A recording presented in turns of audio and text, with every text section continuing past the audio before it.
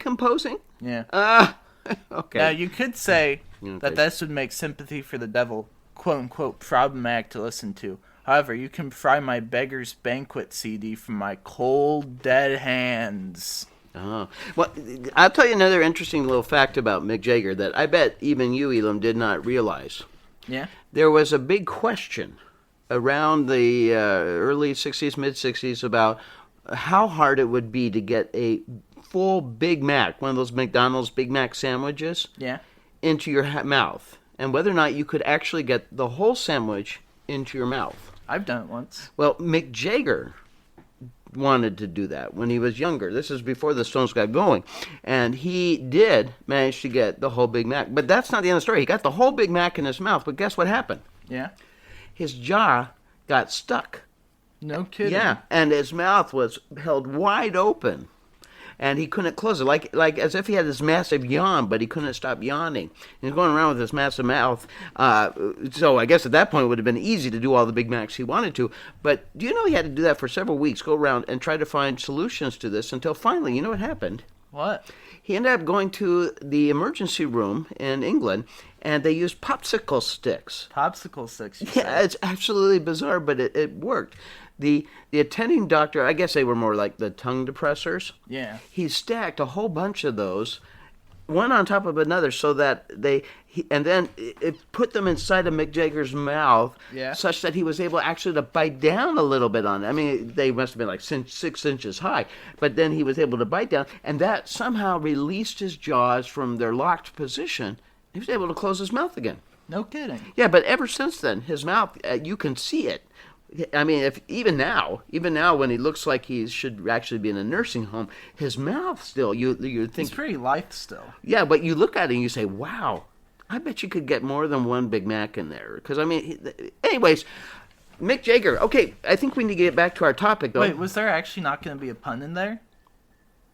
You mean like... The whole time I was expecting a pun off of Mick and Mac, Jag and Jaw. Like, I was expecting something. I was so curious, like, oh, where is this leading? This seems like a pun setup. But that was it? Yeah, that was the whole story. Why Big Macs? Why not a different sandwich? You're right. Well, because it was a Big Mac. But now that you say it, maybe Mick Jagger, maybe that's where he got his name Mick. That's like haunting to me now, though, because the whole time, while I was listening to this nothing story. What do you mean nothing? I was waiting for the pun. What do you mean nothing? I was waiting for a payoff. There's no payoff there.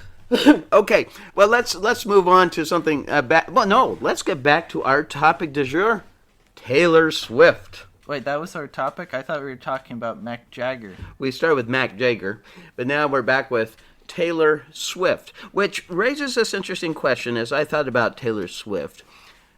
Would she have been as successful if her name had been Karen?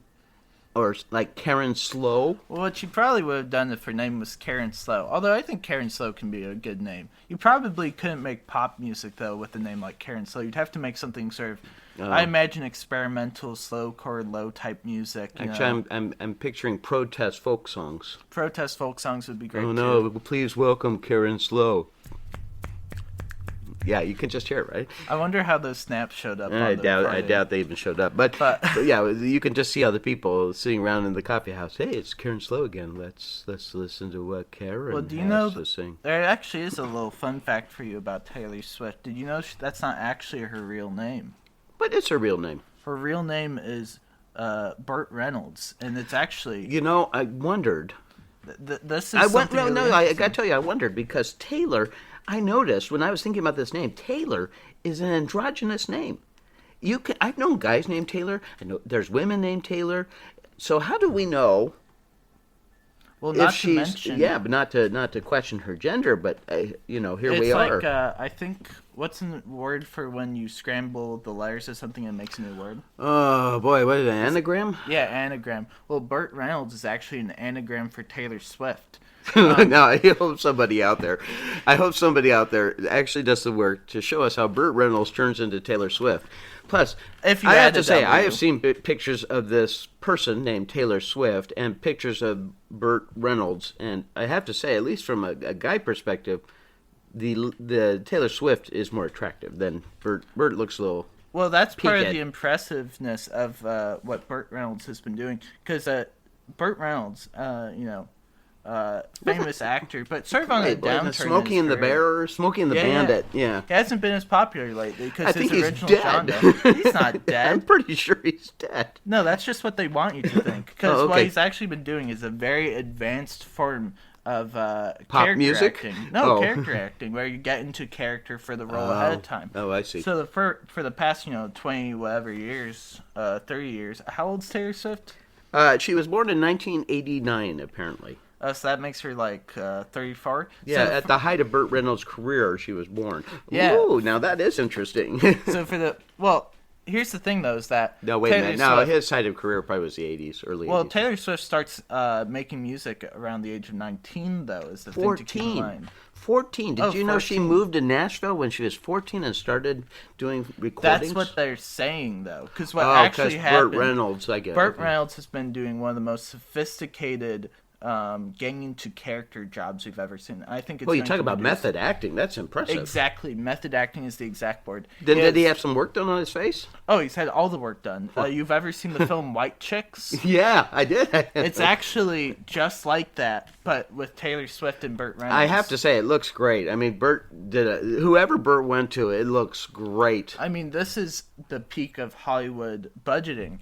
And I'm very excited for the movie. Wait, this is a little bit then like, it's odd, but you know the popularity of that show right now called The Masked Singer? Yeah. This is The Masked Singer, really, but in real life. Well, I don't think anyone expected Burt Reynolds to demonstrate, his skills as a singer as he has. Well, who would have thought? Yeah, and Taylor Swift's if he had gone out and done it as Burt Reynolds, I don't think anybody would have received it in quite the same way, especially when he's singing about never ever breaking up or... Getting back together. Getting back together, that was the song.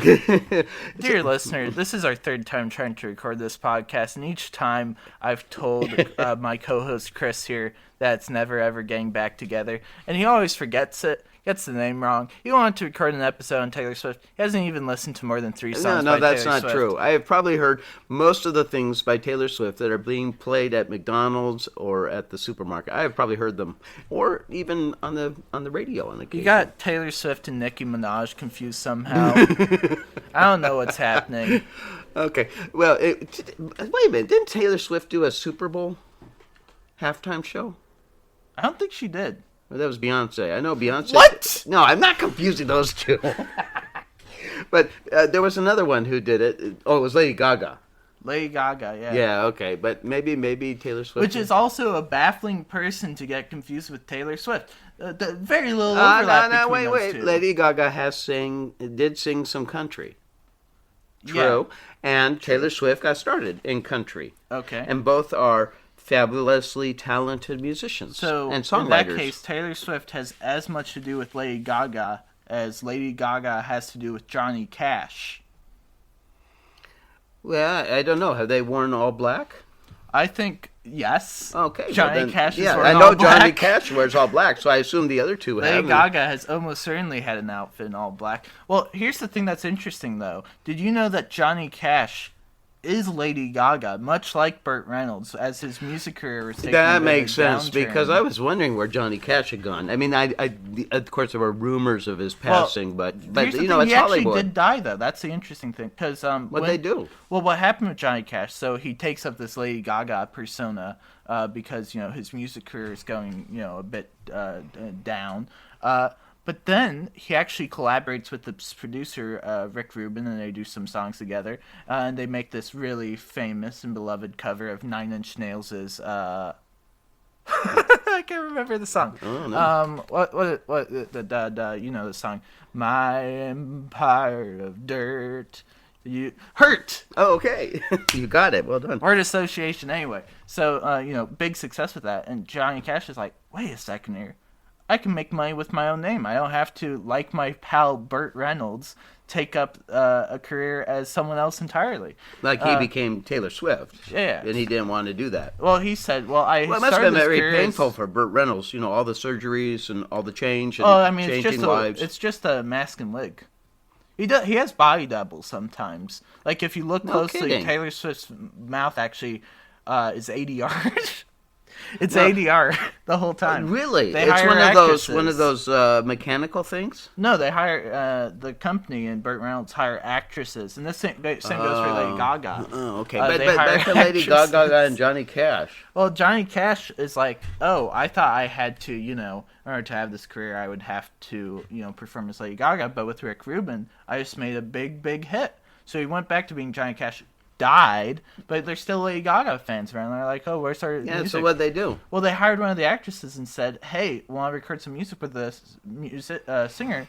The actress for Lady Gaga is like, "Well, I don't really sing the type of songs that Johnny Cash did as Lady Gaga. You made these sort of LGBT anthems, very electro pop stuff." I'm a country singer. So that's where Lady Gaga had her retooling as a country singer.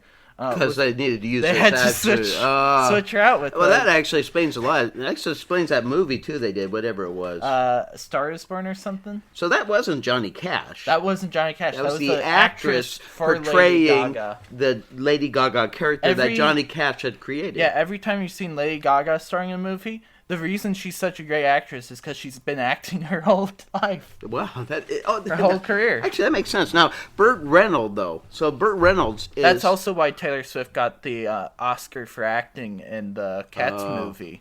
Wait, so Burt Reynolds, that's not... He hasn't had the work done on his face, per se. Well, he's worn masks before. Like those full head masks. So it's like you said, White Chicks, the movie. Or Mrs. Doubtfire. He must have lost weight to do this, though. Oh, yeah. He did the full Christian Bale, like, starving yourself for the role type routine. It really is admirable. So I guess as we come to a nearer our end for this episode, one thing we can say about Taylor Swift is, wow, good job, Burt Reynolds. You have done some amazing work.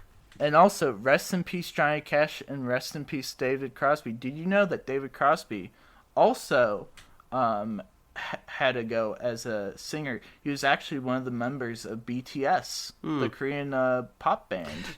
Yeah, no kidding. I know who that is. Which, personally, I found a little offensive. Well, I think it's basically cultural appropriation, isn't it? Well, I would go stronger. I thought him disguising himself as a Korean man for the sake of doing pop numbers with the BTS boys, I would describe that as actually yellowface. Oh, my. However... But we don't want to go there. So. Actually, I regret that bit. He just recently died. David Crosby, shout out, legend, amazing musician, would never... perform in yellowface, unlike... So he didn't do this? No. Sorry, that's good. Steven Stills, on the other hand, was with the BTS boys, to clarify. Steven Stills? Yeah. Okay, so we'll get it right. So David Crosby... David Crosby, 100% innocent, legend, music legend, rest in peace. Steven Stills did yellowface, was a member of BTS. Oh, how was his dancing? Pretty good. It'd have to be. Those guys are great. His feet are limber. Yeah. Well, on that happy note, we have now bored you with some more information on Infobores. And this is Chris. And and Chris and Elam. And we're saying goodbye and have a great day. Wait. Yeah. Bye. Oh, totus floreo, amore virginali, totus arleo, novus amores copereo, novus amores